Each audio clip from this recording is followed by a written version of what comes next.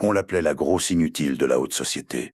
Mais lorsque son propre père la livra à un guerrier apache en guise de punition, personne n'imagina qu'elle trouverait l'amour le plus pur qui ait jamais existé. Dans les salons dorés de la mansion Vasquez de Coronado, où les candélabres de cristal reflétaient l'opulence d'une des familles les plus puissantes du Mexique en 1847, vivait Jimena, une jeune femme de 24 ans dont le nom contrastait cruellement avec la honte qui remplissait ses jours. Sa silhouette robuste, ses joues rondes et ses yeux couleur miel avaient été source de honte familiale depuis qu'elle avait eu 15 ans et n'avait réussi à obtenir aucun prétendant lors de sa présentation en société.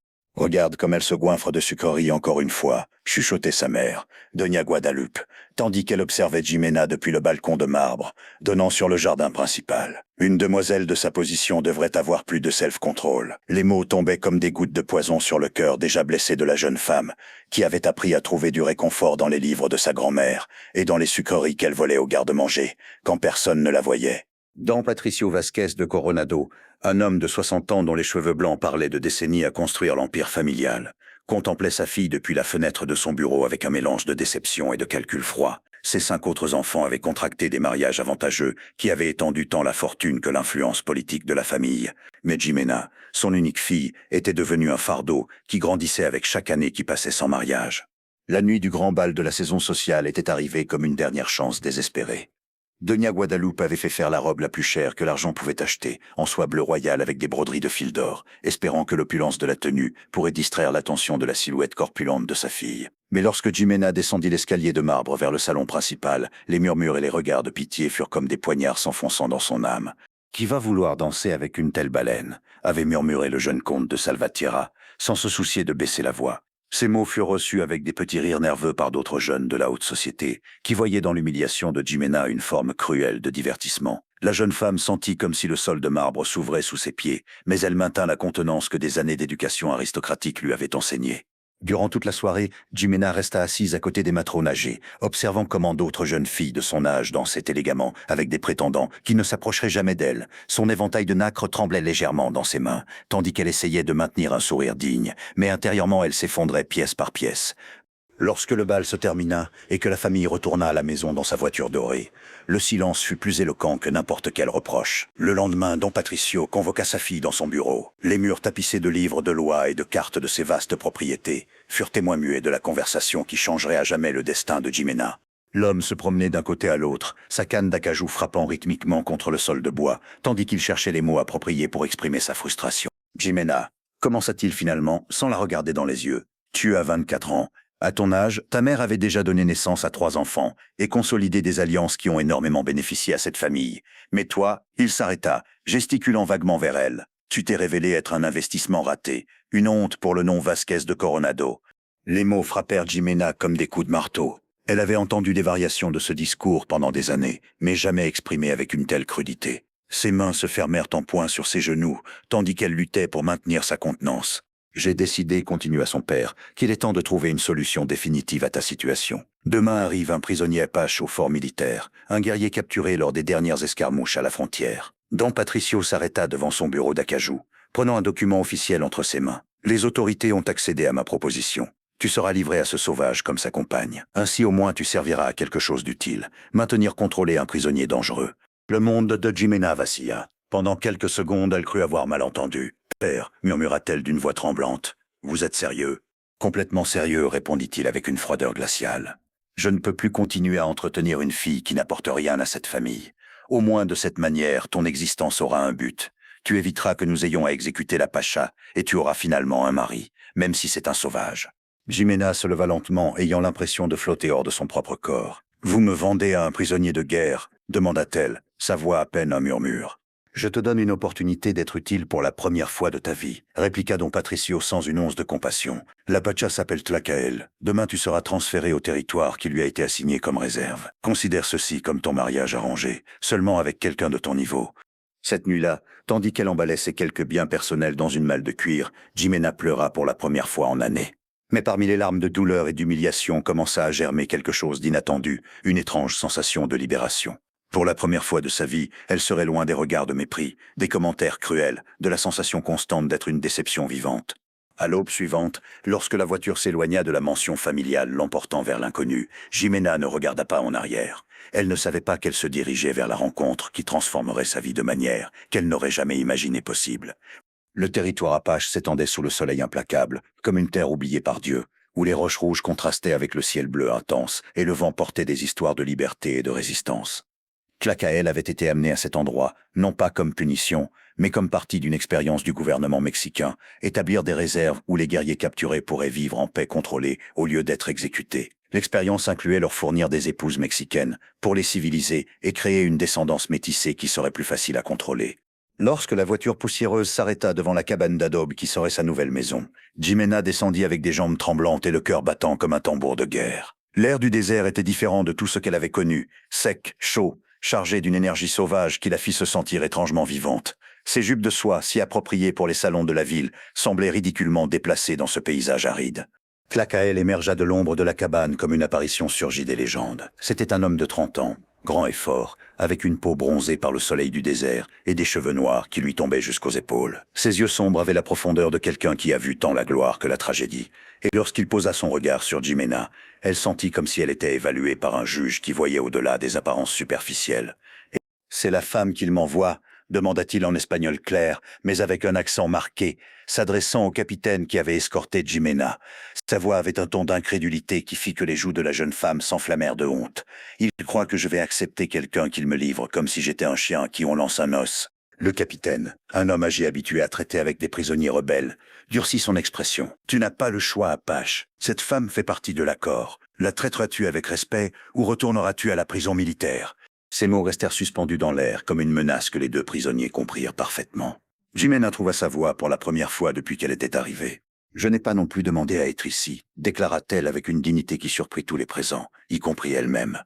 « Mais nous sommes tous les deux ici, donc nous devrons trouver un moyen de faire fonctionner ceci. » Ces mots furent directs, sans apitoiement sur soi, et Tlacael la regarda avec une attention nouvelle. Après que le capitaine soit parti en soulevant un nuage de poussière, Jimena et Tlacael restèrent seuls devant la cabane, deux étrangers unis par des circonstances qu'aucun n'avait choisies. Le silence s'étendit entre eux comme le désert lui-même, vaste, inconfortable, mais plein de possibilités inexplorées. « Je ne vais pas prétendre que c'est un vrai mariage », dit finalement Tlacael, en croisant les bras sur sa poitrine nue. « Tu es une imposition du gouvernement mexicain, une manière de m'humilier plus que ce qu'ils ont déjà fait. » Ces mots étaient durs, mais pas cruels, comme s'il établissait des règles de base pour leur coexistence forcée. « Je comprends », répondit Jimena, surprise de son propre calme. « Je n'ai pas choisi ceci non plus.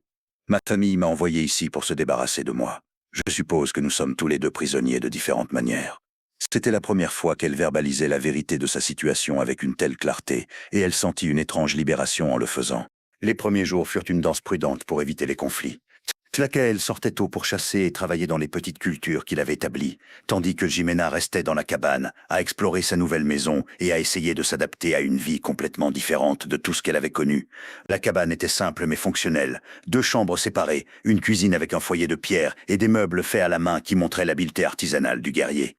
Ce fut lorsque Jimena trouva les herbes médicinales séchant dans la cuisine qu'elle découvrit le premier point de connexion avec son compagnon forcé.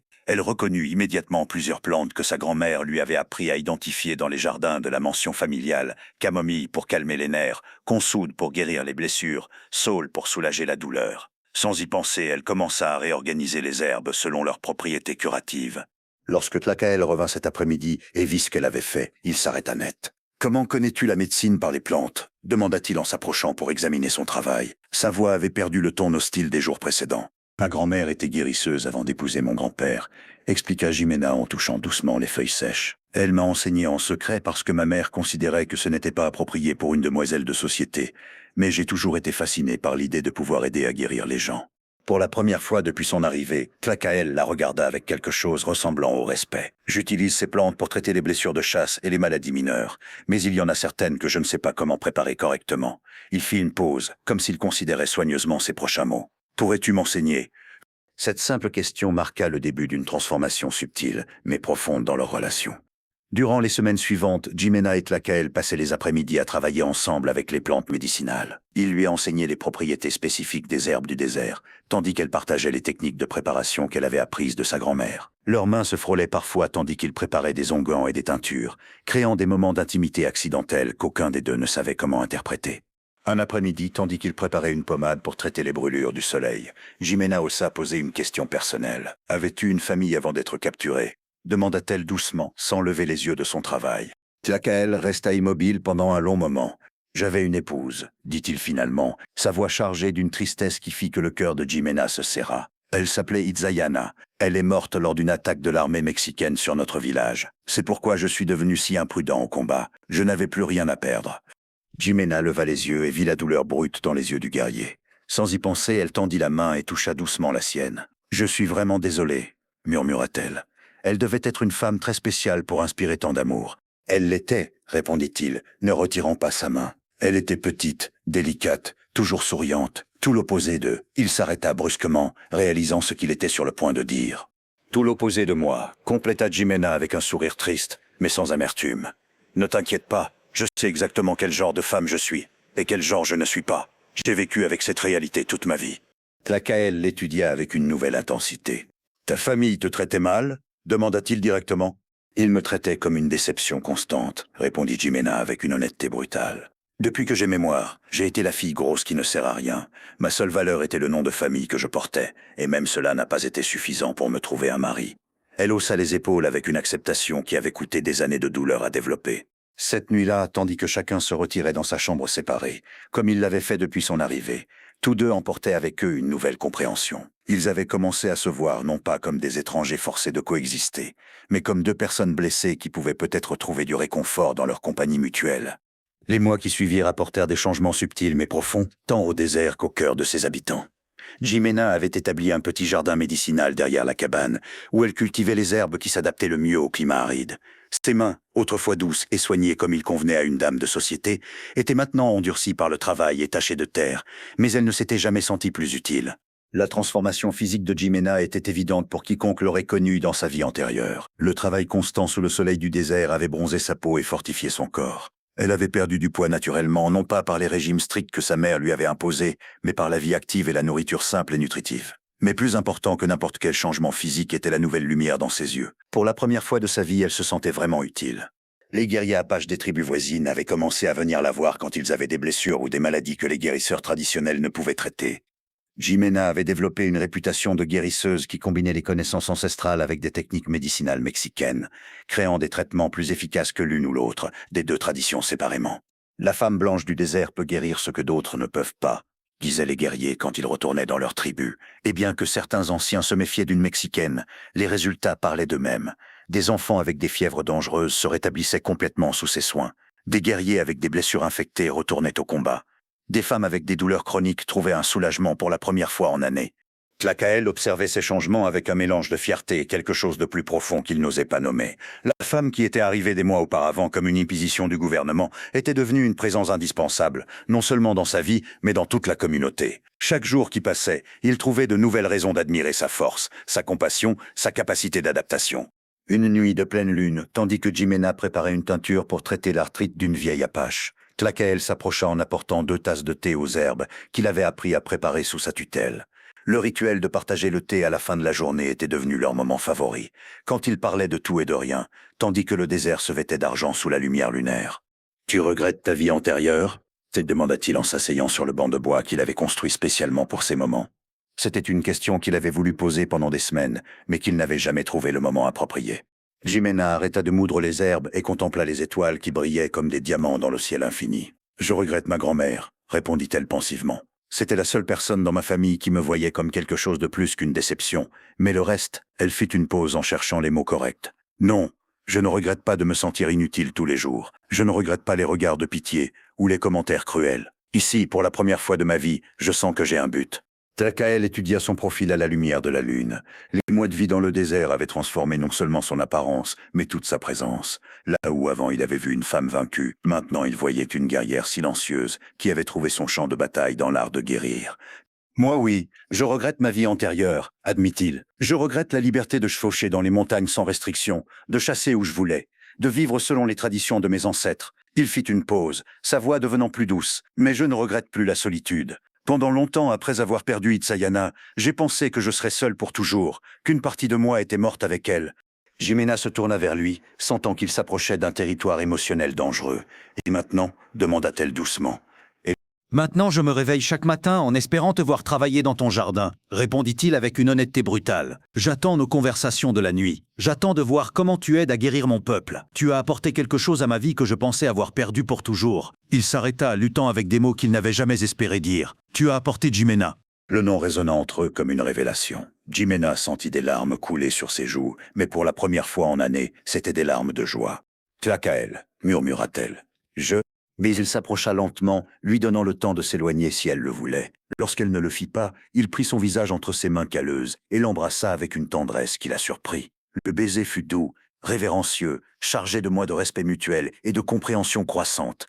Lorsqu'ils se séparèrent, Jimena tremblait, non de peur, mais d'une émotion si intense qu'elle menaçait de la submerger. « Es-tu sûr ?» chuchota-t-elle. « Je suis tout ce que ta première épouse n'était pas. Je suis... »« Tu es toi » l'interrompit-il fermement. « Tu n'es pas Itzayana. Et je n'essaie pas de la remplacer. Tu es Jimena, la femme qui a sauvé mon âme, quand je croyais qu'elle était perdue pour toujours. La femme qui a trouvé sa force dans le désert et m'a enseigné que l'amour peut fleurir dans les endroits les plus inattendus. » Les mois suivants furent les plus heureux que l'un ou l'autre avait connus. Leur relation s'approfondit naturellement, construite sur une base solide de respect mutuel, d'admiration et de buts partagés. Jimena se déplaçait dans la cabane avec une grâce qu'elle n'avait jamais possédée dans les salons de bal. Et Tlacael souriait avec une fréquence qui avait surpris les guerriers qui lui rendaient visite. Ils travaillaient ensemble en parfaite harmonie. Ils sortaient chasser et récoltaient des plantes, tandis qu'elle s'occupait des patients qui arrivaient chaque jour. Les après-midi, ils préparaient des médicaments ensemble, leurs mouvements synchronisés comme une danse qu'ils avaient perfectionnée avec la pratique. Les nuits, ils les passaient sous les étoiles, parlant, riant, découvrant de nouvelles facettes l'un de l'autre. « Ma tribu a besoin d'établir de nouvelles routes commerciales », lui confia Tlacael une nuit tandis qu'ils observaient les étoiles. « Les médicaments que tu prépares pourraient s'échanger contre des outils et de la nourriture dont nous avons besoin. Tu pourrais aider non seulement à guérir les corps, mais à guérir les relations entre nos peuples. » Jimena ressentit une émotion profonde en entendant ces mots. L'idée que son travail pourrait avoir un impact au-delà des patients individuels lui donna un sens du but qu'elle n'avait jamais imaginé possible. « Crois-tu que les autres tribus m'accepteraient » demanda-t-elle avec un mélange d'excitation et de nervosité. « Elles t'ont déjà accepté, » répondit-il avec un sourire. « Les résultats parlent d'eux-mêmes, mais il y a quelque chose de plus que je dois te dire. » Son expression devint sérieuse. « J'ai reçu des messages de mon frère aîné. Il envisage d'établir une alliance formelle entre plusieurs tribus apaches et veut que je fasse partie des négociations. Cela signifie que nous devrions voyager en territoire non contrôlé par le gouvernement mexicain. » Le cœur de Jimena s'accéléra. La perspective d'une plus grande liberté était excitante, mais aussi terrifiante. « Qu'est-ce que cela signifie pour nous ?» demanda-t-elle. Tlacael prit ses mains entre les siennes. « Cela signifie que nous pourrions avoir un vrai mariage selon les traditions de mon peuple. Cela signifie que tu pourrais officiellement devenir mon épouse, pas seulement une assignation du gouvernement. » Ses yeux brillèrent d'une intensité qui la fit trembler. « Cela signifie que nous pourrions commencer une famille si nous le désirons. » Le mot famille résonna dans le cœur de Jimena comme une cloche. Après des années d'être considérée inutile pour ne pas pouvoir avoir d'enfants dans son mariage arrangé antérieur, la possibilité de former une famille basée sur l'amour véritable lui semblait un miracle. Mais leur bonheur fut brusquement interrompu lorsque des cavaliers apparurent à l'horizon. Tlacael se mit immédiatement en alerte, reconnaissant les uniformes de l'armée mexicaine même à distance. « Cache-toi dans la cabane », murmura-t-il urgemment. « Quelque chose ne va pas. » Mais c'était déjà trop tard. Les soldats les avaient vus, et parmi eux chevauchait une figure qui fit que le sang de Jimena se glaça dans ses veines. Son propre frère, Rodrigo Vasquez de Coronado, accompagné du capitaine qu'il avait amené des mois auparavant. Rodrigo Vasquez de Coronado descendit de son cheval avec l'arrogance typique de celui qui avait grandi en croyant que le monde lui devait obéissance. À 28 ans, c'était l'image parfaite du gentilhomme mexicain de haute société, impeccablement vêtu même dans le désert, avec une moustache soigneusement taillée et des yeux froids qui avaient hérité la cruauté calculée de son père. Mais lorsqu'il vit sa sœur émerger de la cabane, son expression changea de dégoût contrôlé à un choc absolu. La femme qui s'approchait n'était pas la sœur obèse et vaincue qu'il se rappelait. Jimena marchait avec une dignité naturelle qu'elle n'avait jamais possédée dans la mention familiale. Sa peau bronzée brillait de santé, son corps était devenu fort et proportionné, et ses yeux avaient une lumière de but que Rodrigo n'avait jamais vue. Mais ce qui le perturba le plus fut la façon dont Tlacael se plaça protectivement à ses côtés, et comment elle accepta cette protection naturellement. « Jimena », dit Rodrigo d'une voix contrôlée mais tendue, « je suis venu te ramener à la maison. Cette expérience a duré trop longtemps. » « C'est ma maison », répondit Jimena calmement, gesticulant vers la cabane et le jardin médicinal qu'elle avait créé. « Et je ne vais aller nulle part. » Sa voix était ferme, sans trace de l'insécurité qui avait caractérisé toutes ces années dans la mention familiale. Le capitaine militaire s'avança, montrant des documents officiels. Señora Vasquez de Coronado, nous avons reçu des rapports indiquant que vous êtes retenu contre votre volonté. En tant que citoyenne mexicaine, vous avez le droit de retourner à la civilisation. Tlacael se tendit visiblement. Personne ne la retient, déclara-t-il en espagnol clair. Elle est ici par choix propre. Sa main se déplaça instinctivement vers le couteau à sa ceinture, mais Jimena le calma d'un toucher doux sur son bras. C'est vrai, confirma Jimena, en s'adressant directement au capitaine. Je suis ici parce que j'ai trouvé un but et une vie qui vaut la peine d'être vécue. Je n'ai pas besoin d'être secouru du bonheur. Rodrigo s'approcha, étudiant sa sœur avec des yeux plissés. « Regarde ce que tu es devenu », murmura-t-il avec un mélange de dégoût et de quelque chose qui aurait pu être de l'envie. Habillée comme une sauvage, vivant dans une hutte, travaillant de tes mains comme une indienne commune, c'est ça que tu appelles le bonheur. Oui, répondit Jimena sans hésiter. J'appelle bonheur me réveiller chaque matin en sachant que ma vie a de la valeur. J'appelle bonheur pouvoir aider à guérir les gens, être respecté pour mes capacités au lieu d'être méprisé pour mon apparence. J'appelle bonheur être avec un homme qui m'aime pour qui je suis, non pas pour le nom de famille que je porte. Les mots tombèrent comme des bombes dans le silence du désert. Rodrigo échangea un regard significatif avec le capitaine. « Il est clair qu'ils ont lavé ton cerveau, déclara-t-il finalement. Père m'a envoyé avec des instructions spécifiques. Si tu ne viens pas volontairement, j'ai l'autorisation de t'emmener par la force. » Tlacael s'avança, sa présence imposante remplissant l'espace entre les soldats et Jimena. « Ils devront me tuer d'abord, déclara-t-il avec la tranquille certitude d'un guerrier qui avait affronté la mort de nombreuses fois. « Cela peut s'arranger, » répliqua Rodrigo froidement, faisant un signe aux soldats qui l'accompagnaient. 6 hommes armés encerclèrent le couple, leurs fusils pointant directement sur Tlacael. Jimena sentit que son monde s'effondrait. Pendant des mois, elle avait vécu dans une bulle de bonheur, oubliant temporairement le pouvoir que sa famille avait de détruire tout ce qu'elle touchait. Mais maintenant, la réalité la frappait avec une force brutale. Elle restait une Vasquez de Coronado, et cela signifiait qu'elle ne serait jamais vraiment libre tant que sa famille déciderait de la réclamer. « D'accord, dit-elle finalement, sa voix se brisant légèrement. « J'irai avec vous. » Elle se tourna vers Tlacael, dont les yeux montraient une fureur contenue qui menaçait d'exploser. « Je ne veux pas qu'il te blesse à cause de moi. »« Non, rugit Tlacael, la prenant par les épaules. « Je ne vais pas te laisser partir avec eux. Nous avons construit quelque chose de beau ici. Je ne vais pas permettre qu'ils te traînent de retour à une vie qui t'était en train de tuer lentement. » Jimena toucha doucement son visage, mémorisant chaque ligne, chaque cicatrice, chaque expression d'amour désespérée. « Si tu m'aimes vraiment, chuchota-t-elle, laisse-moi te protéger. Je trouverai un moyen de revenir à toi, je te le promets. » Le voyage de retour vers la ville fut un cauchemar de chaleur, de poussière et de silence tendu. Jimena chevauchait entre les soldats comme une prisonnière, tandis que son esprit travaillait fébrilement à chercher une stratégie d'évasion. Rodrigo chevauchait à ses côtés, lui lançant des regards occasionnels, qui mélangeaient triomphe et quelque chose qui aurait pu être du respect réticent. « Il t'aime vraiment » demanda-t-il finalement quand ils étaient à mi-chemin de la ville. « Ou il t'utilise seulement parce que c'est ce qu'on lui a donné ?» Jimena le regarda avec surprise. C'était la première question personnelle que son frère lui avait posée en années. « Il m'aime » répondit-elle avec une certitude absolue. « Et je l'aime. C'est le premier homme qui m'a vu comme une personne complète, non pas comme une déception qu'il faut tolérer. » Rodrigo resta silencieux pendant plusieurs minutes. « Père dit que tu vas être envoyé au couvent des Sœurs de la Charité, » informa-t-il finalement. « Il dit que ton âme a besoin de purification après cela. » Le couvent. Jimena avait entendu des histoires sur cet endroit. Des femmes problématiques de familles aisées y étaient envoyées pour être réformées à travers des années de prière, de pénitence et d'isolement total du monde extérieur. C'était une prison déguisée en institution religieuse. « Et toi, qu'en penses-tu » demanda Jimena, en étudiant le visage de son frère. « Crois-tu que j'ai besoin de purification ?» Rodrigo tarda à répondre. « Je crois, dit-il lentement, que tu es la première personne dans notre famille qui a trouvé quelque chose de réel, quelque chose qui n'est pas basé sur l'argent, le pouvoir ou les apparences. » Il fit une pause, comme si les mots suivants lui coûtaient un grand effort. « Je crois que Père est jaloux parce que tu as trouvé ce qu'il n'a jamais eu. L'amour véritable, coupé. » Ces mots inattendus donnèrent à Jimena la première étincelle d'espoir qu'elle avait ressentie depuis qu'elle avait vu apparaître les soldats. Si elle avait réussi à toucher quelque chose d'humain dans le cœur de son frère, peut-être y avait-il une possibilité que d'autres membres de sa famille puissent aussi voir la vérité. Lorsqu'ils arrivèrent à la mansion familiale au crépuscule, Don Patricio les attendait au portail principal, avec une expression sombre. Mais lorsqu'il vit sa fille descendre du cheval, son expression changea en choc, exactement comme cela s'était passé avec Rodrigo. La femme qui revenait n'était pas la même qu'il avait envoyée au désert des mois auparavant.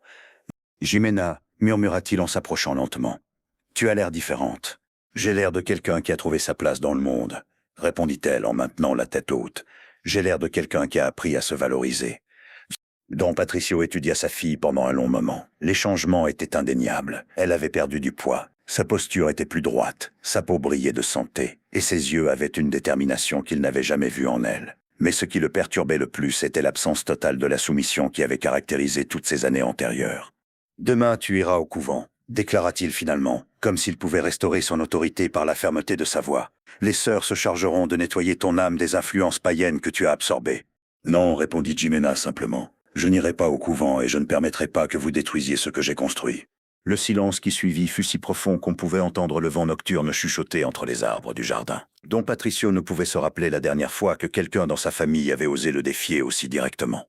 La guerre entre le passé et l'avenir de Jimena était sur le point de commencer.